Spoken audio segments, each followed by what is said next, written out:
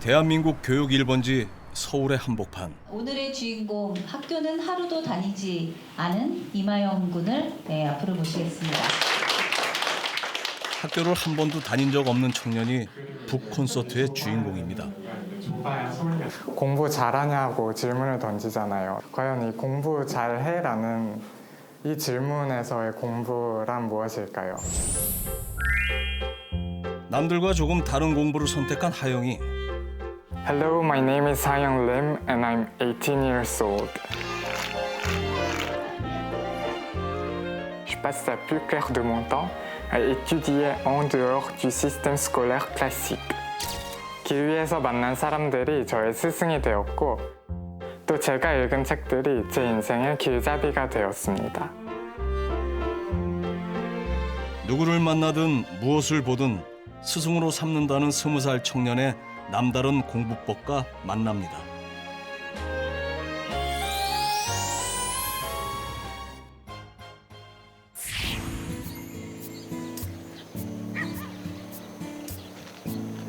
사방이 농가 밭으로 둘러싸인 한적한 마을. 이곳에 하영이네 가족이 새들어 사는 집이 있다는데요.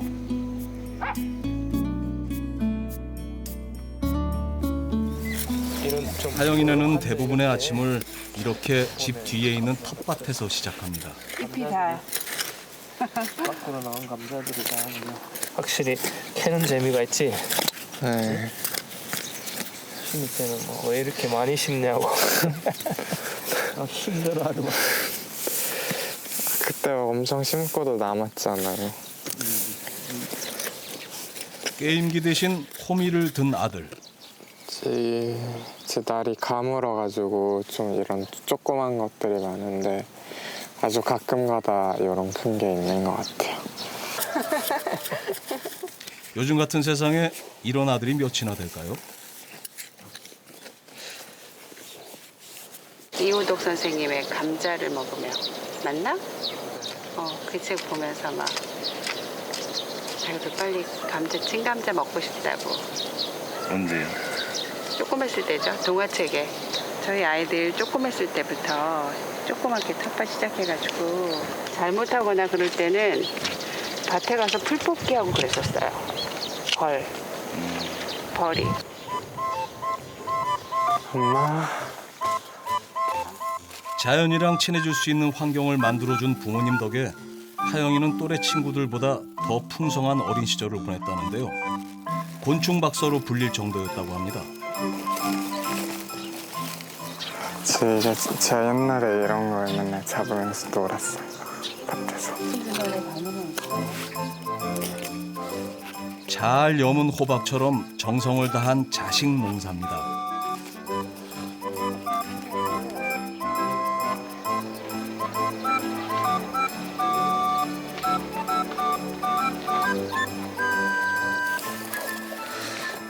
하영이는 집에 들어오자마자 학교 갈 준비를 합니다. 올해 20살인 하영이는 대학교 1학년 나이지만 대학은 가지는 않았습니다. 네, 갔다 올게요.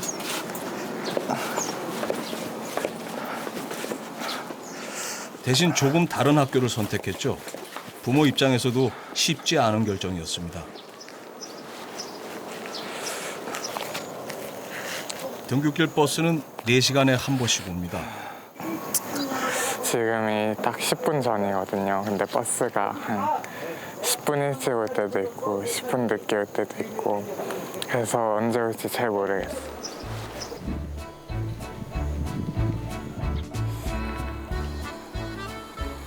이번엔 다행히 버스가 제 시간에 왔습니다.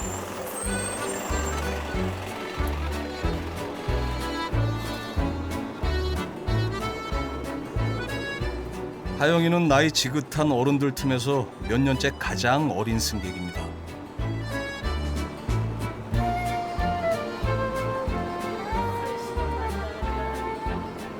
이 논길을 지나 버스와 지하철을 4번 바꿔 타야 목적지까지 갈 수 있습니다. 가는 데만 2시간 반이 넘게 걸리는 먼 길입니다.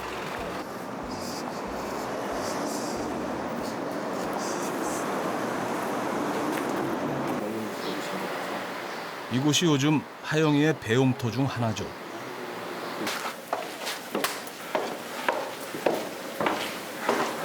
안녕하세요. 하영이는 이곳에서 삶에 대한 다양한 질문에 답을 찾고 있습니다. 인턴으로 일하며 영어 문서의 번역도 돕는다는데요.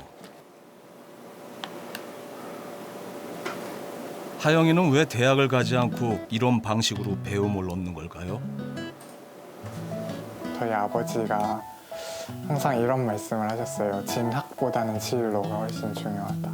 그래서 너의 뭐 관심사나 너의 사명이 뭔지를 먼저 충분히 고민해 본 다음에 거기에 어떤 학문적 깊이가 필요하다면 대학에 가도 좋다. 근데 그렇지 않다면 뭐 굳이 안 가도 된다. 그러니까 뭐 사실상 수능이라는 시험의 목표를 둔 그런 학과 공부가 많이 필요가 없었던 거죠. 네. 낯이 많이 익은 이분 하영이의 선생님이십니다. 좋아하는 일을 하면서 사회에 기여할 수 있는 길을 묻는 하영이의 이메일이 인연의 시작이었습니다. 사람들이 와서 탕물 등장을 했는데 너 몇 페이지 나오니? 이마영 군 이 책에 저의 인터뷰로 나왔거든요. 이 책에 실린 사람 중에 최연소예요. 제가 제안했어요. 제가 맨 처음에 이마영 군을 알고 나서 가만히 옆에서 살펴보니까 그러니까 물론 뭐 책 많이 읽고 나의 또래에 비해서 글도 너무 잘 쓰고 학교를 다니지 않았는데도 불구하고 정말 교육을 잘 받은 뭐 그런 훌륭한 면모들이 다 있지만 굉장히 균형 잡힌 사고를 하는 친구여서 그런 것들이 저희에게도 도움이 될 것 같아서 좀 같이 일해보자라고 했습니다. 하영이는 이곳에서 인생 선배님들의 주옥 같은 지혜와 만나기도 합니다. 인생을 어떻게 살아가야 하는지, 일상 속 소소한 고민은 어떻게 해결해야 하는지 말이죠. 개인적으로 가장 좋았던 수업은 혼자 있는 시간을 잘 보내는 법, 그 다음에 가슴 뛰는 직업을 찾는 법, 이 두 가지였어요. 수업을 듣는다고 해서 이게 내 가슴 뛰는 직업이다 이렇게 바로 발견하게 되지는 않아요. 그런데 뭔가 나도 몰랐던 나의 그런 생각, 나의 모습, 그리고 내가 무엇을 추구하는지 그런 여러 가지 복합적인 면들을 그러니까 열심히 그 수업을 듣는 동안 고민을 해볼 수 있는 기회가 생기는 거죠. 인턴십이 세 번째인 하영이는 인턴십이 끝난 뒤에도 인연을 이어갑니다.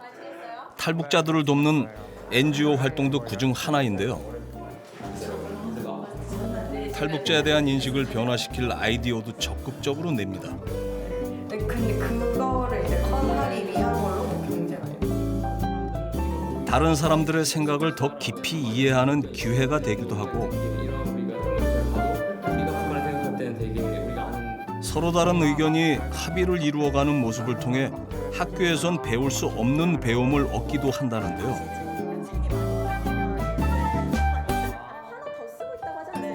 북에서 오신 분들이 그 교육 공백이 많으니까 정규 과정을 거치지 않은 분들이 많아서 그런 거에 대한 피드백이나 그런 걸 여쭤볼 때 특별히 좀 연락을 많이 하게 됐던 것 같아요. 네. 직접 만나보기도 하고 그리고 프로그램을 진행할 때 진짜 직원분들과 그리고 그 북에서 오신 분들 사이에 어떤 교각 역할을 해주셨던 것 같습니다. 내가 할 수 있는 일, 작은 일부터 돕자는 생각으로 시작한 NGO 활동.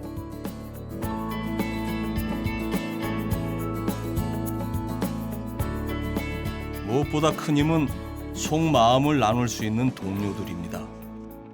저도 사회성이 결여되어 있었는데 그걸 인정하지 않았어요. 왜냐면 나는 내가 생각하기에 맞는 거를 하고 있고 내가 생각하는 가치를 추구하고 있으니까.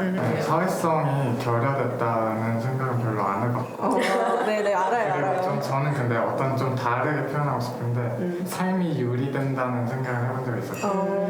그럼 저는 절대 이제 제 삶이 정답이라고 생각하지도 않고 어떤 커다란 성공을 이룬 것도 아니고 의미 있는 성과를 낸 것도 아니기 때문에 제가 보여줄 수 있는 거는 나는 이런 과정을 밟아왔고 지금도 밟고 있고 무슨 고민을 하고 있고 나는 아직도 내가 앞길이 불안하다 그리고 고민이다. 어떻게 보면 대학에 들어가는으로써 이 홈스쿨링의 결과가 이거다가 아니라 그냥 계속 진행형인 거네요.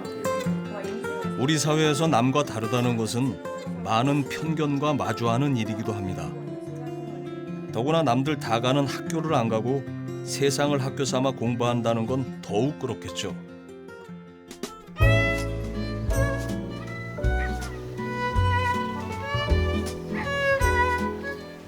하영이처럼 학교에 다니지 않고 공부하는 걸 홈스쿨링이라고 합니다. 집에서 공부한다는 뜻입니다.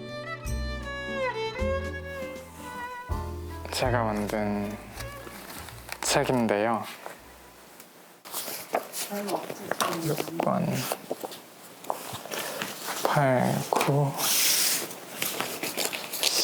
처음 만든 책이 이 2권의 책을 엄마랑 같이 만든 거였고, 그다음에 2권부터는 저 혼자 만들었어요. 그래서 2권은 우리 몸의 상태 제목이, 3권은 동물들의 삶, 4권은 정규 교육은 유치원이 전부였습니다. 그 후론 놀이가 공부였습니다. 궁금한 것, 해보고 싶은 건 모두가 공부가 됐죠. 그래서 동전을 다 이렇게 필름통에 모아놨어요. 집집마다 화폐를 기부한 건 저희 아빠였어요. 그래서 제 아빠가 예전에 영국을 다녀오셨을 때 남은 돈들, 여기 보면은 엘리자베스 여왕이 있어요. 우연히 시작한 화폐 모으기는 화폐 속 위인들에게 관심을 갖게 했고 그 나라의 과학과 문화, 정치, 경제에 관심을 갖게 했습니다. 이렇게 지폐를 다 사진첩에다가 모아놨어요. 화폐 하나를 모을 때마다 백과사전과 역사책에서 찾은 지식도 그만큼 늘어났습니다. 이분은 이제 스티븐슨이라고 증기기관차를 발명한 분이에요. 홍콩 같은 경우에는 이제 일국가 이체제라는 특이한 상황이 오랫동안 이제 지속되어 왔기 때문에 주체가 4개예요. 하나는 홍콩 정부. 거미 꽁무니에서 실 나오듯 줄줄줄 나오는 해박한 정보. 하지만 이런 식으로 공부를 하자면 참 많은 시간이 필요했을 것 같은데요. 하영이는 6살에 홈스쿨링을 시작해 8살부터 지금까지 쭉 자기 주도적인 공부를 해왔습니다. 어린 하영이가 스스로 답을 찾을 때까지 묵묵히 곁을 지켜주었다는 부모님. 아이를 학교에 안 보내고 어쩔 것이냐는 주변의 걱정에도 불구하고 이런 선택을 한 이유는 뭘까요? 제가 학교를 다니고 이랬던 부분들을 쭉 이제 되돌아보게 됐죠. 그랬을 때 저는 이제 대학에서 고분자공학이라는 전공을 했는데 졸업하고서는 그 전공대로 살지 않았고 또 뭐 신대원을 졸업했는데도 목회라든지 뭐 일반적으로 걸어가는 졸업생들이 걸어가는 그런 길을 가지 않고 이제 전혀 다른 길을 갔기 때문에 굳이 또 저와 같은 어떤 뭐라 그럴까요?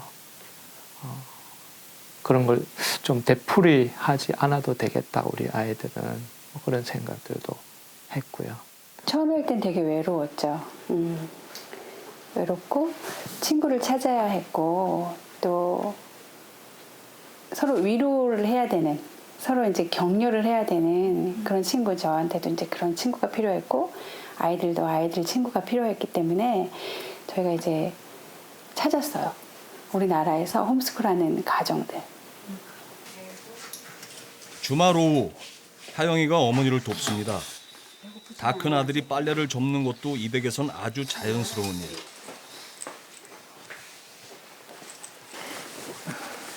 좋네. 뭐 친한 친구 오고. 번역 일을 하는 아버지의 옆자리는 가족의 공부방이기도 합니다. 여기가요, 저희 아이들과 함께 공부도 하고 뭐 아침마다 모여서 함께 또 뭐 영어라든지 필요한 공부들을 했던 장소, 아주 의미 있는, 저희 가족에게는 의미 있는 장소죠. 이쪽에도 책들이 쭉 있고요. 저쪽 저기도 책들이 많이 있는데요. 엄마의 소중함, 어릴 때 그 애착 관계가 형성될 때 보통 어머니들이 그 어떤 행동에 대해서만 뭐라고 할까요? 그 징계를 하고 막 다루려고 하는데 이 저자는 마음을 다루는 것이 굉장히 중요하다. 마음을 소통하는 것이 먼저다. 하영이 가족에게 홈스쿨은 단순히 공부하는 방식의 변화가 아니라 삶의 태도를 바꾸는 일이었습니다. 남다른 용기가 필요한 일이었죠. 굉장히 커다란 희생이 필요한 것 같아요, 부모님의. 홈스쿨링을 하겠다는 게 저희 집에서도 굉장히 큰 결단이었고, 그걸 하면서 원래 출판사에서 편집자로 일하시던 아버지가 그걸 그만두시고 집에서 할 수 있는 그 번역 일 위주로 그걸 바꾸셨고, 어머니도 원래 편집자셨는데 또 어머니도 그만두셨죠. 이거는 학교처럼 시간표를 정해놓고 국어, 영어, 산수 같은 과목을 가르치는 공부는 일찌감치 포기했습니다. 대신 스스로 하고 싶은 일을 선택하도록 돕고 기다렸죠. 정리하면서 가졌던 그런 리스트네요. 이게 사실은 뭐 해야 되는 거 말아야 되는 게 아니고 그냥 기록. 자기를 점검했고 하루를 기록하는 거에 저희가 의미를 뒀기 때문에 잘 해줬던 거예요. 꾸준하게. 여기서부터는 자기가 글씨도 쓸 수 있고 계획할 수 있고 그럴 때는 본인이 그리고 본인이 평가하겠어요. 잘했어요. 대단합니다. 부모 욕심 내려놓는 게 진짜 힘든 일 아닙니까? 교감 선생님 있죠? 저예요. 70점밖에 안 줬어요. 하루 점수도 주고. 세상의 학교인 하영이의 토익 점수는 990점 만점에 985점.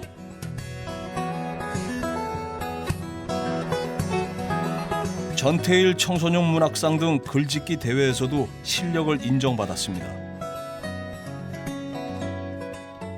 본격적으로 글을 쓴 거는 중학교 나이, 그러니까 15살 무렵에 그 공모전에서 입상을 한 게 계기였어요. 그래서 저는 그 상금을 받고서 너무 기뻐서 이제 내가 공모전을 하면 돈을 많이 벌 수 있겠다 해서 시작을 했는데, 제가 평소에 했던 생각이나 뭐 느꼈던 감정 아니면 뭐 배웠던 사실들 같은 걸 이제 정리하고 그런 과정에서 그러한 경험들이 에 대해서 뭐 성찰하고 뭐 그러는 의미가 있는 것 같아요.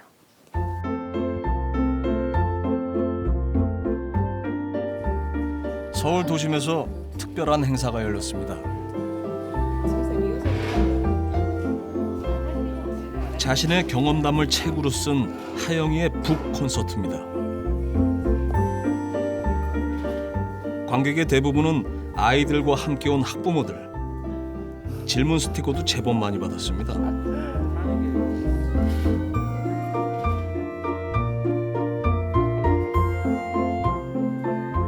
멘토인 손민아 작가도 왔는데요. 얘기해보세요, 저자님. 오늘은 무슨 얘기 해줄 겁니까, 사람들한테? 오늘은 제 뭐 여태까지 어떻게 공부했는지 그리고 뭐 아이고, 긴장되나 봅니다. 말을 할 기회가 많이 없어가지고 말하는 거에는 그렇게 익숙하지 않아요. 글 쓰는 거에 좀 더 익숙하고, 그래서 아직까지 그렇게 말하는 거에 뭐 자신은 없는데. 네. 다른 행사 땐 절반도 못 채운다는 객석이 꽉 찼습니다. 이마영 군을 부르모시겠습니다. 박수를 맞아주십시오. 긴장한 얼굴의 하영이 지켜보기가 살짝 불안한데요. 저의 이름은 임하영이라고 하고요. 여태까지 학교를 한 번도 다니지 않았어요.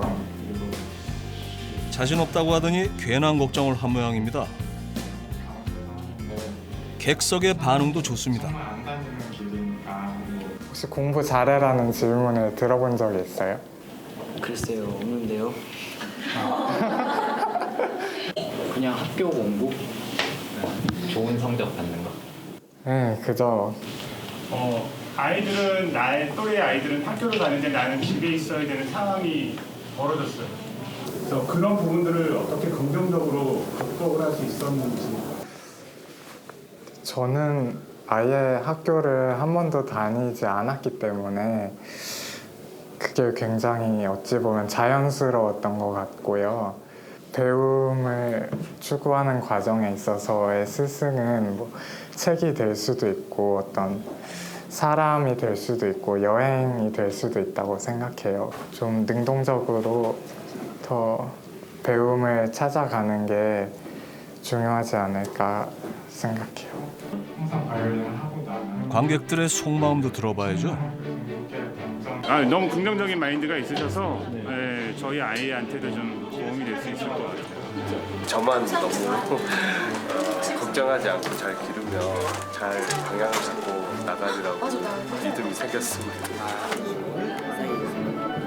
진짜 공부란 무엇인지 그 답을 찾고 싶은 아이들. 오늘 강의 정말 재밌게 잘 들었어요. 아, 고맙습니다. 그러니까 내가 누구이고 뭐 나는 무엇에 관심이 있고 내가 어떤 사회에 긍정적인 영향을 미치기 위해서는 어떤 자질이 필요할까, 어떤 역량이 필요할까 그런 문제들에 대해서 고민을 많이 해볼 수 있었던 기회가 많았어요. 그런데 공부의 의미를 조금 더 넓힌다면 그것이 저는 이제 모든 사람에게는 다 각자의 길이 있다고 생각하거든요. 그래서 각자의 길에서 각자의 어떤 질문을 발견하고 그 각자의 답을 찾아 나가는 과정에서 배움을 얻는 게 진짜 그 공부라고 생각하거든요.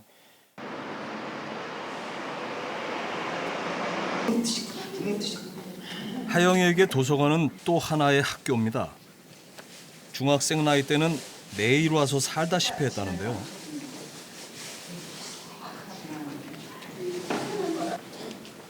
이렇게 읽은 책만 1,000권이 넘습니다. 책을 고르는 기준도 또래들과는 조금 다릅니다.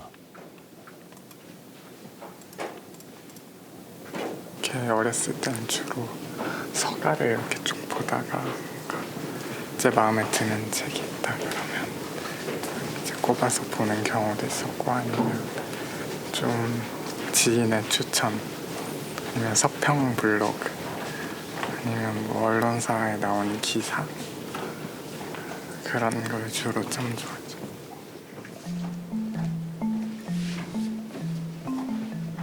하영이는 책을 읽을 때도 조금씩이라도 꾸준히라는 원칙을 지켰고 이런 독서 습관은 더 넓은 세상으로 가는 문이 되어 주었습니다.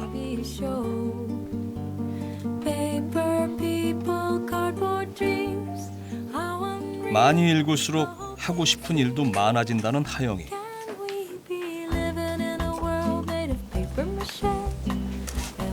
제가 직접 경험할 수 없는 다양한 일이나 사건 그리고 사람들을 간접적으로 경험하는 일이잖아요. 그래서 거기 내가 몰랐던 세계에 대해서 더 알게 되면서 그럼 나는 뭘 할 수 있을까 고민을 하면서 굉장히 하고 싶은 게 많아졌던 것 같아요. 하영이는 책 속에서 훌륭한 철학자, 역사학자, 정치학자, 사회운동가를 만났다는데요.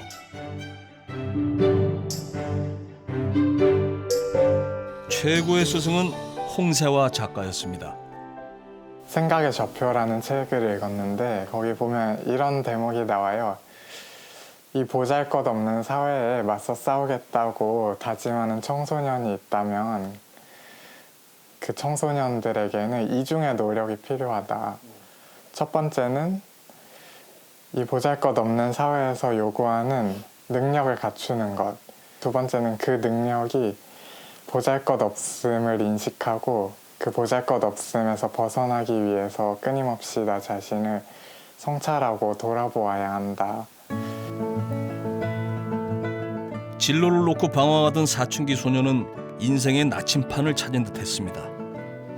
서둘러서 멘토가 되어달라는 내용의 이메일을 보냈죠. 물론 큰 기대는 안 했습니다.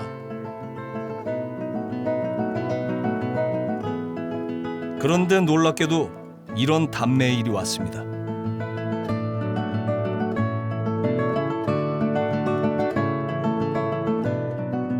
첫 만남에서도 값진 조언이 이어졌습니다. 남과 비교하지 말고 그 어제의 나와 오늘의 내가 얼마나 다른지, 그리고 오늘의 나에 비해서 내일의 나는 얼마나 더 발전할 것인지 그것을 항상 고민하면서 살아라. 하영이가 더 넓은 세계로 관심을 갖게 된 건 그때부터였습니다. 제가 18살 때 갔던 데가 유럽인데요. 이렇게 유럽이 있으면 주로 프랑스랑 독일에 있었어요. 파리에도 많이 있었고, 그다음 막 이렇게 여기저기 왔다 갔다 하면서 보냈었고, 이렇게 18살 때 88일 동안 유럽을 다녀왔었고요. 홀로 떠난 유럽 여행은 사춘기의 불안을 넘기 위한 도전이었죠. 친구들을 보면은 다들 정해진 길에 향해서 전력 질주를 하고 있잖아요. 그런데 저는 뭐랄까, 그 같은 비슷한 길을 걸어간 선배도 없고, 또 제가 모든 결정을 내리고 또 그에 대한 결과도 스스로 책임을 져야 되는데, 거기에서 오는 어떤 압박감이라든지 불안감 같은 게 많았어요. 가지고 있던 현금은 글짓기 상금을 포함한 단돈 35만 원. 나머지 여행 경비는 해외에서 직접 해결하기로 했습니다. 이렇게 만약에 여기가 거리다 그러면 저기 바로 벽 앞에서 이렇게 딱 이걸 바닥에 놓고서 이제 이렇게 하는 거죠, 제가.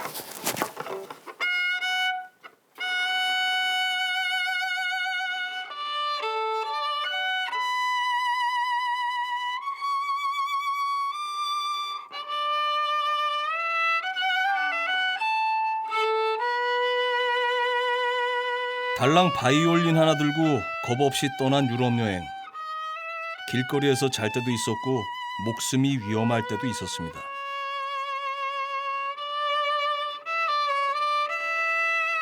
하지만 그 길에서 만난 사람들의 다양한 삶이 소파를 빌려 잠을 자는 가난한 카우치 여행의 이유가 되어주었습니다. 여행이 어떻게 보면 그런 독립의 예행 연습이었던 것 같아요. 또 거기서는 어떤 상황이 발생해도, 어떤 긴박한 상황이 발생해도 다 내가 이제 순간순간 판단을 내려서 결정을 하고, 그에 대한 결과도 내가 책임을 지고, 뭐 내가 기차를 놓쳤다, 그럼 어떡할 거야, 노숙할 거야, 뭐 어떡할 거야, 그런 것도 내가 급박한 상황 속에서 스트레스를 받으면서 이제 긴박하게 계속 결정을 해야 되고.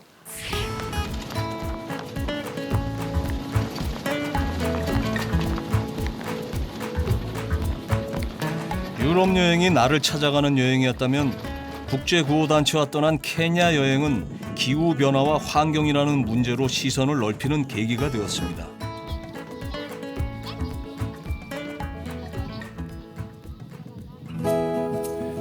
한 동이의 물을 구하기 위해 물웅덩이까지 4시간을 오가야 하는 케냐 사람들.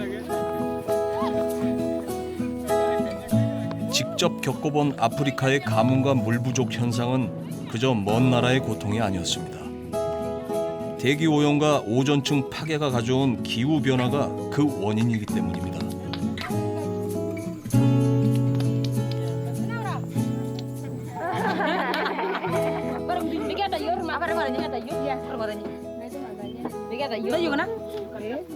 오 5분도 안 들었는데 저분들은 그걸 막 수시간 동안 머리에 이고 계속 가야 되니까 그 말씀하시기를 그렇게 집에 가면은 이제 요리도 못하고 너무 가슴이랑 머리가 아파가지고 그냥 쭉 누워있는다고 아무 기운도 없고 다른 거에 물론 한두 사람의 힘으로 당장 해결할 수 있는 문제들은 아닙니다. 하지만 하영이는 꾸준히 관심을 갖다 보면 언젠가는 해결의 열쇠를 찾게 될 것이라 믿습니다.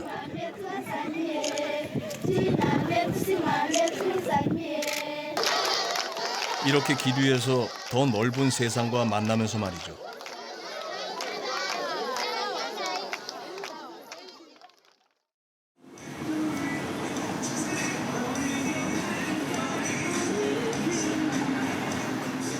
하영이가 대학가 카페를 찾았습니다.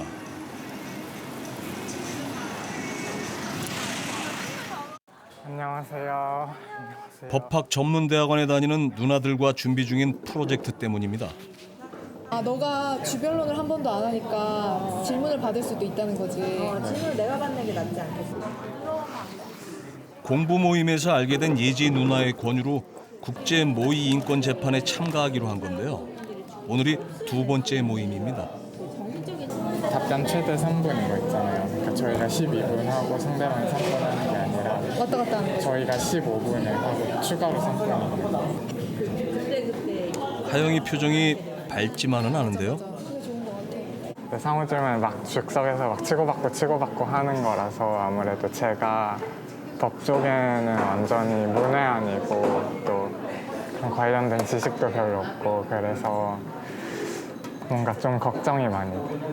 대회 주제가 여성 혐오에 관련된 거여가지고 서로한테 좋은 학습이 될 것 같아가지고 같이 하자고 했고요.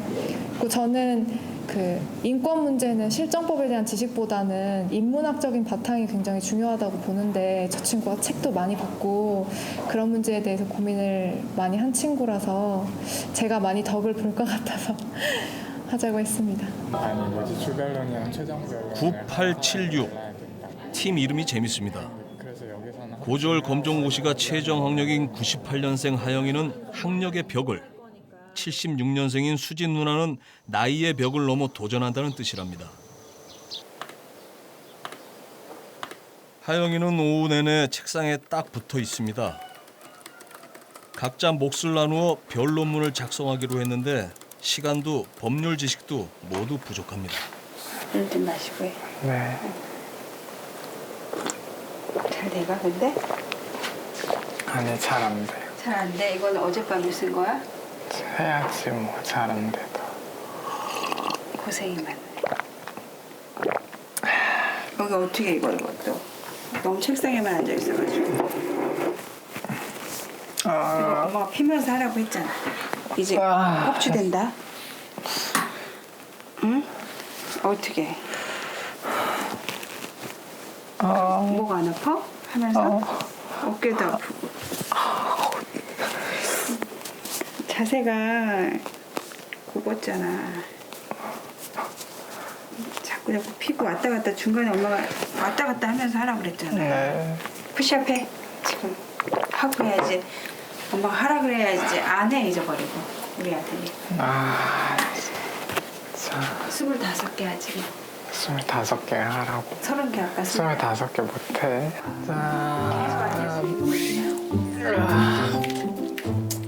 엄살은 부렸지만 걱정을 끼치고 싶지 않은 효자 아들.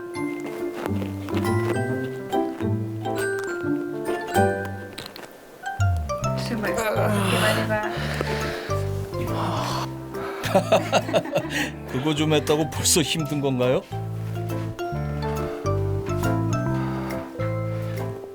억지로라도 이렇게 운동하는 걸 지켜봐야 안심이 되는 게 어머니 마음이죠. 친구들과 외부의 활동 이런 것들이 많이 제한돼 있잖아요. 학교 다니는 친구들보다 저희 아들이 뭐 활동적인 친구고 막 나서고 용기 있고 이런 성격은 아닌데도 자기가 막상 필요하면 용기를 내서 찾아가고 한 발짝 한 발짝 느리지만 천천히 가는 모습이 안쓰럽기도 하고 대견하기도 하고.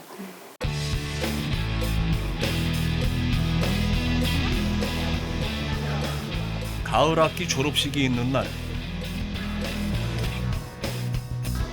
하영이와 누나들이 법학 전문대학원에 나타났습니다.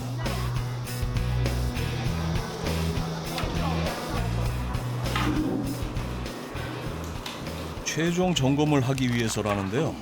각자 준비한 변론서와 시간을 잴 타이머도 등장합니다. 시작. 진정인 측 주변론을 시작하겠습니다. 본안에 들어가기에 앞서 국제인권재판소 규정 제6조에 따라 폴란드 정부가 벌금을 집행하지 않도록 잠정 조치를 명령하여 며칠씩 밤을 새면서 준비한 변론서인데요. 예지 누나는 뭔가 마음에 들지 않는 모양입니다. 침해하여 위법합니다. 이는 종교의 자유와 결합된 표현의 자유를 제한하는 것으로 결과적으로는 신앙의 자유까지 침해할 위험이 있습니다. 이상입니다. 그 원고에서 5번 문단에 잠깐 쉬고 다음 얘기로 앞으로 무슨 얘기를 할 거다 하고 약간 0점 몇 초의 텀을 주고 넘어가는 게 좋을 것 같고 인지랑 도덕적 해악 이런 키워드는 좀 파워풀하게 강조해서 읽으면 좋을 것 같아요. 그러니까 좀 이렇게 줄여도 될 것 같고. 하영이 변론에 지적이 꽤 많이 나옵니다. 자기 입에 맞게 둘. 네, 일단 오늘 밤에 좀 많이 외워야 되고 너무 줄줄 읽는 것 같아서. 아니요, 되는데 그래도 너무 줄줄 읽는 것 같아요. 예상은 했지만 기운이 빠지는 건 어쩔 수 없습니다.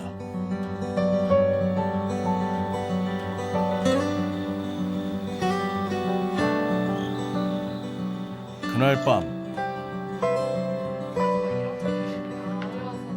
예지 누나가 아는 후배를 불렀습니다.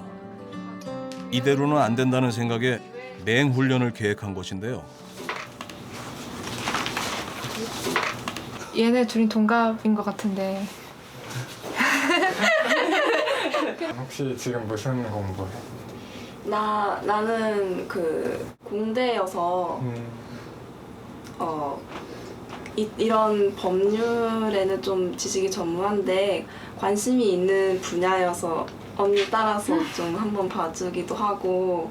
수정해야 될 거 수정해가지고 다시 한번 읽어보자. 시간. 은 태아의 성 감별과 이번이 두 번째 도전이라는 예지 누나.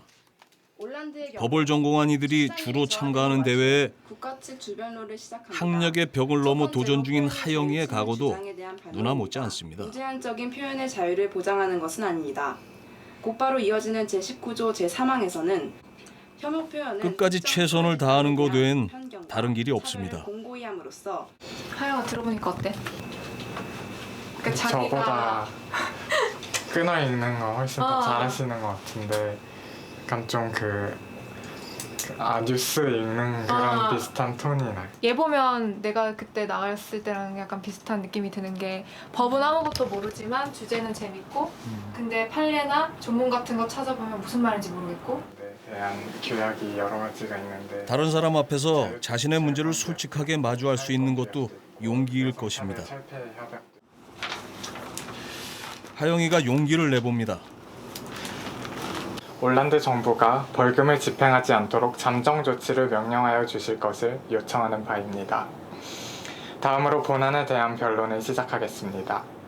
또박또박 읽으면서 상대방과 시선을 맞추는 게 1차 목표. 침해하여 위법합니다. 확실히 낫지. 확 는다. 다시 해봐. 계속 해봐. 다음으로 진정인에 대한 폴란드 법원의 처벌이 자유권규약 제19조 제3항에 따른 타인의 권리를 보호하기 위한 정당한 목적을 가지는지 살펴보도록 하겠습니다. 그렇지. 결과적으로 표현의 자유 권리 그 자체가 위협받지 않아야 한다고 명시되어 있습니다. 저희가 다 직접 작성한 게 아니라 다 분량을 나눠서 작성해서 자기가 읽는 게 자기가 안 쓴 거일 수가 있거든요. 근데 지금은 이제 입에 맞게 좀 고쳤고 내용도 숙지가 돼서 잘할 것 같아요. 재판부가 질문했을 때 울지 않으면 만족스럽게 생각하자. 울음을 터뜨리자. 그런 거였는데 일단 잘하고 못하고보다 뭔가 좀 저희가 할 수 있는 최선을 다해서 준비했고 그냥 거기에 대해서 결과가 어떻게 나오든 간에 좀 이제 그래도 잘 받아들일 수 있을 것 같아요. 결전의 날 아침이 밝았습니다. 모의 재판 준비 대신 주방으로 일찌감치 등판한 하영이.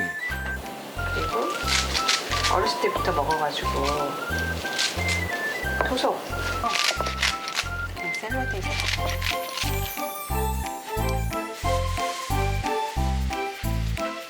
요리를 제법 한다는 하영이의 달걀 스크램블입니다. 근데 오늘은 좀 실패한 것 같아요. 뭐 어떻게 해요? 그냥 먹어야죠. 잠깐 요리하다가도 잠깐 할 일이 많거든요, 주부들은. 그럴 때마다 다에 가서 뒤적거려주고 놔주고 엄청 고마워요.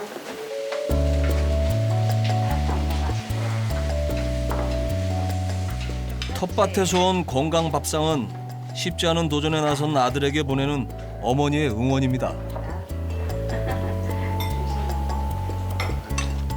오늘 아침도 어김없이 온 가족이 식탁에 둘러앉았습니다. 밥상머리 대화는 부모님이 가장 중요하게 생각해온 교육입니다.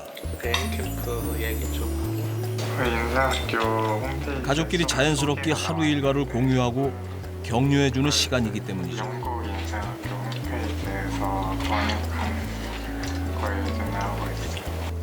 20분 걸으면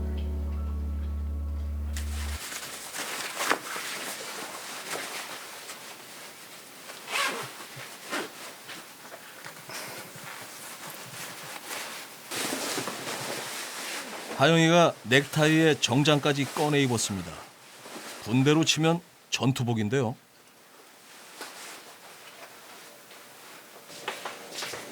준비 다 됐어? 네. 잘하고 와. 떨리겠네 오늘. 누나. 아들에겐 떨지 말라고 했지만 잘해. 정작 걱정이 많은 누나 어머니입니다. 덕분에 그냥. 떨지 말고 누나. 떨지 말고. 이따가 엄마한테 메시지 줘. 궁금하니까. 파이팅. 새진 않았고 좀 새벽까지 제 마지막으로 좀 수정하다가 잤어요. 준비는 좀 잘 된 것 같아요? 현재 열심히 하긴 했는데 충분한지는 잘 모르겠어요.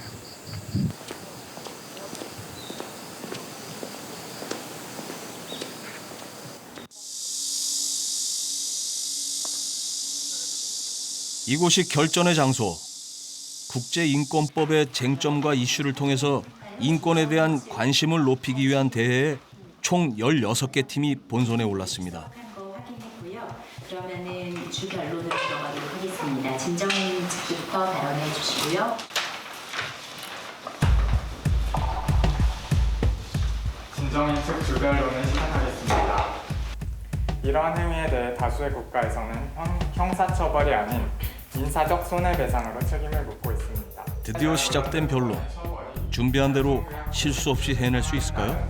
타인의 권리 보호를 위한 정당한 목적을 가지는지 살펴보도록 이제 정치적 비판이었다는 하영이도 점을 말씀드리고 싶습니다. 이 사건 법률은 신념과 가치관을 예지 공유하는 누나도. 자발적이고 독립적인 종교 공동체 내에서의 발언과 행동까지도 처벌하고 있습니다. 사회적 주의 모두가 최선을 다했습니다. 에 대한 굉장히 적대적이고 그런 차별적인 분위기입니다. 1시간여에 걸친 모의 재판이 끝났습니다. 이제 준결승 진출팀 발표를 기다리면 되는 상황. 약간 대등까지는 아니더라도 약간 15 느낌도 있어. 그래? 제자와 선생님 같진 않아.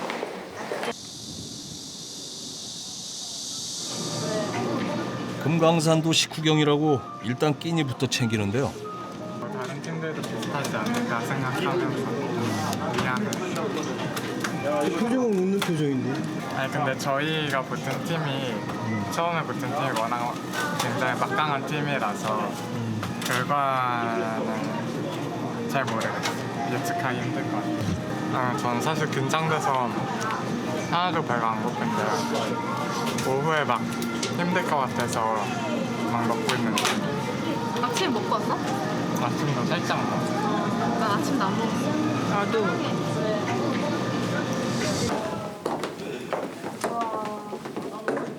본선 진출 16팀의 운명이 결정되는 시간입니다. 법률 지식으로 무장한 강팀들이 대거 참가한 이번 대회. 참가 동기는 제각각이지만 최종 목표는 하나죠. 그 준결승에 올라갈 팀은 연두교섭입니다. 하영인의 9876 팀도 준결승에 올라 결선까지 가는 게 목표인데요. 축하드리고요. 그다음에 D조는 네 팀이죠. Right Now랑 9876이랑 LBJ, 그다음에 위멘 로아 이 네 팀이 경연을 해주셨고요. 여기서 준결승에 진출한 팀은 Right Now입니다. 아하, 이를 어째 탈락입니다. 예상치 못한 결과에 다들 할 말을 잃었습니다.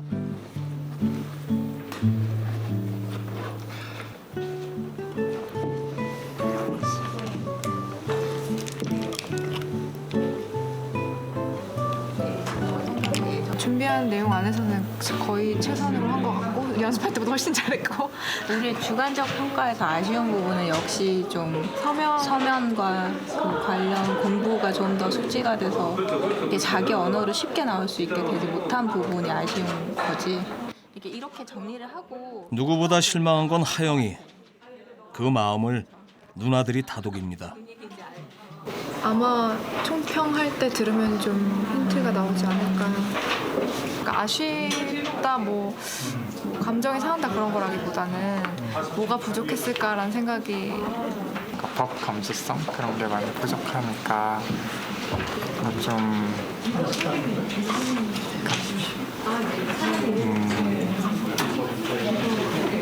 일당백을 하지 못하는 그런 부분이 있는 것 같아요. 저희가 막 좀 게으름을 피웠다거나 그런 열심히 막 하지 않았다면 모르는데 또 다 본인의 이제 할 수 있는 한에서 열심히 했고 그 점에서는 크게 아쉬움은 없어요. 9876팀 임예지. 준결승 진출은 못했지만 본선 입상은 했습니다. 결과만큼이나 과정도 중요하다는 하영이. 실패를 통한 배움도 가능할까요?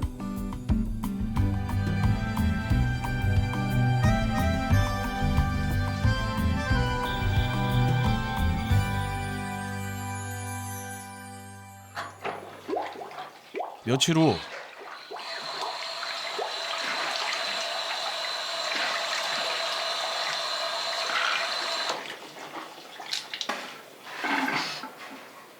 다시 만난 하영이는 얼굴이 많이 수척해졌습니다. 말수도 부쩍 줄어들었는데요. 기분 어때요? 기분이요? 요즘 날씨가 계속 더웠는데 오늘 아침 좀 비가 와가지고 조금 좀 서늘해져서 좋은 것 같아요. 그 사이에 몸이 크게 아팠답니다. 잘못 먹은 것도 아닌 것 같고 특별히 이유가 없는 것 같은데 배탈이 났다고 해요. 그래서 장염 증세가 나서 제가 그 자료를 다 찾아봤더니 스트레스 장염도 있더라고요. 그래서 뭐 이런저런 일이 한꺼번에 겹치긴 했는데 얘가 나이에 맞지 않게 이런 걸 겪고 있구나. 뭐 학교 다니는 친구들은 더 많이 겪을 수도 있겠지만 뭐 시험이나 그거 봤을 때 제가 깜짝 놀랐어요. 사실은 얘가 이 정도로 힘들면은 힘들다고 나한테 얘기 좀 하면 되는데 조금 표현한 것 같아요. 그 자기 몸에 신호가 온 것보다 약하게 표현한 것 같아요. 그래서 아버지가 하영이를 텃밭으로 불러냈습니다. 덮어놓은 거는 치울 거예요. 치우는 게 아니고 언제 어디서나 늘 아들의 선택을 믿어준 아버지입니다. 애기도 좀 나눠주고. 배추 모종에 물을 주듯 최선을 다했는데도 뜻대로 안 되는 일이 있습니다. 아버지가 어렵게 말문을 엽니다. 모의 재판 어땠어? 뭐 좀 2달 동안 준비를 했는데 되게 순식간에 끝난 것 같아요. 순식간에 그 하루가 순식간에 달라. 네. 태도는 좋았다는 거야. 태도는 그 말이 근데 약간 좀 우리가 전투력이 좀 부족했던 것 같아. 전투력? 그 아픔을 다 잊었구나. 그리고 뭐 더 큰 아픔도 많이 겪었겠지.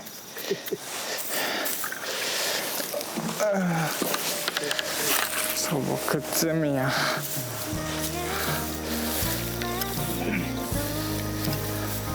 아픔이 있어야지 또 성장이 있는 거지.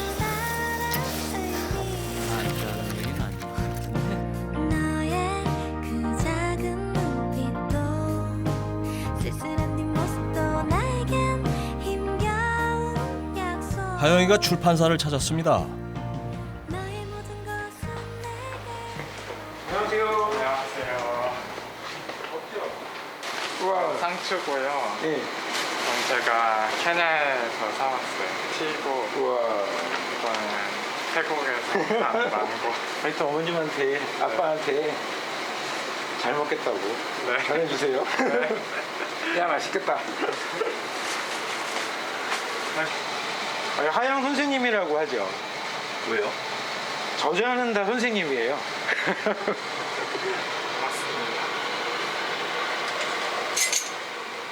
그래서 저는 나이와 상관없이 책을 쓰신 분들에게 선생님이라는 호칭을 많이 쓰죠. 오늘 선생님 책? 칼럼 2개 있었는데, 여기 2개. 맨몸으로 부딪힌 세계 여행담을 소재로 새로운 책을 집필 중이라는 하영이. 생각보다 진도가 안 나가서 고민이라는데요. 되게 위기감을 가져야겠다는 생각을 하고 있어요. 이렇게 정신없이 살다가 막 그게 진척이 안 될 것 같아가지고 그러니까 열심히 빨리 쓰고 빨리 끝내야겠다고 생각하고 있어요. 그런 생각도 지금 갖고 있어요. 자신이 좋아하는 일 앞에서 하영이는 웃음을 되찾았습니다. A decade ago, a bill outlawing discrimination on various grounds. 한국의 군인권센터라는 NGO의 어떤 다양한 직업을 가진 사람들과 함께하는 영자 신문 읽기 모임에도 나왔습니다.